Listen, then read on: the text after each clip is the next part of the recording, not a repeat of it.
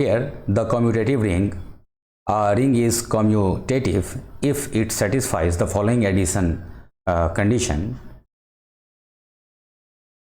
Commutativity of multiplication A cross B equals B cross A for all ABC in the ring. Example of commutative ring: the set of even integers like -6, -4, -2, 0, 2, 4, 6, etc.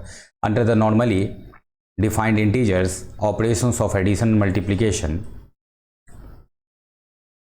A field F denoted by F plus cross is a set of elements with two binary operations called addition and multiplication, such that for all ABC in F the following apply. Again, addition and multiplication are abstract operations. So here F is an integral domain, and multiplicative inverse for each A in F except 0, there is an element A to the power -1 in F such that A cross A to the power -1 equals A to the power -1 cross A equals 1. A field is a set in which we can do addition, subtraction, multiplication and division without leaving the set. Division is defined A by B equals A into B to the power -1, because here A into 1 by B equals A into B to the power -1. We can also write this in A B dashed.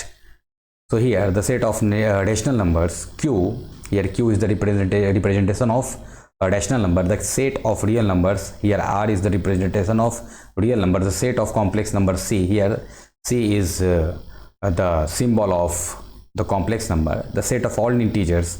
Z is not a field because only the elements 1 and -1 have multiplicative inverse in the integers.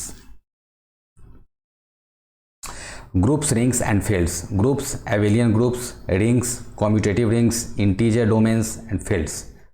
Here is the detail.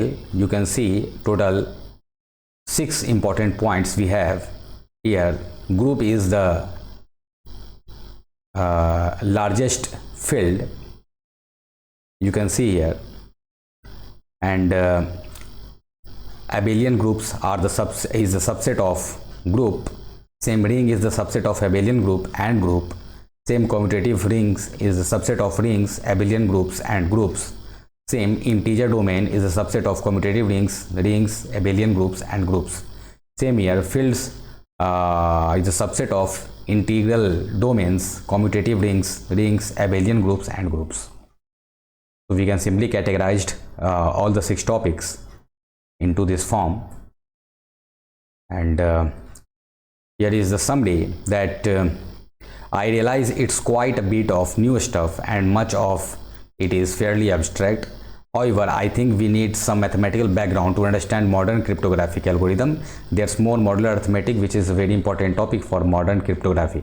Actually, this is the 2 topics here. You can see the modular arithmetic and the cryptographic algorithms. Both are very important, and this is also used in higher studies while we are discussing the applied part of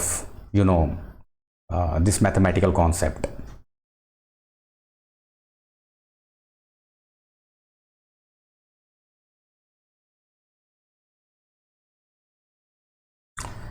Here we are recalling the number system in terms of theory of numbers.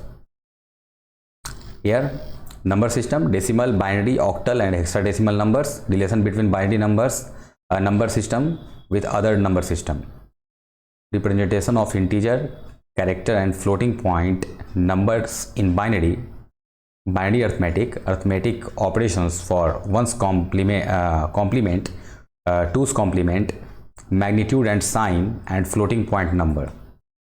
Decimal, binary, octal and hexadecimal numbers. Most numbering system use positional notation like n equals a with lower script n r to the upper script n, like a n minus 1 r to the power n minus 1 plus dot dot dot plus a1 r1 plus a naught r0, where n is an integer with n plus 1 digits, r is the base, and ai belongs to 0, 1, 2, 3, 4 dot dot dot up to r minus 1.